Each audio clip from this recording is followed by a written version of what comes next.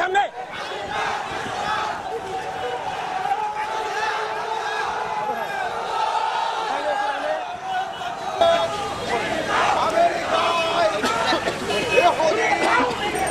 নাগরিক মুহাম্মদ রাসূলুল্লাহ সাল্লাল্লাহু আলাইহি ওয়াসাল্লামকে কটূক্তি করে সিনেমা বিনির্মাণ করেছে।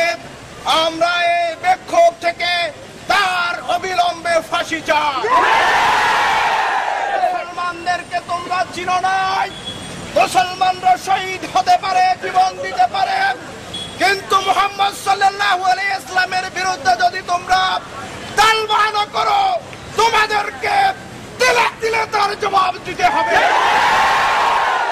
শিবিরের কর্মসূচি শেষ নয়, যদি অল্প সময়ের ভিতরের বিচার করা না হয়, পুরো বাংলাদেশে আমরা এর বিরুদ্ধে প্রতিবাদে বিক্ষোভ তুলে ধরব।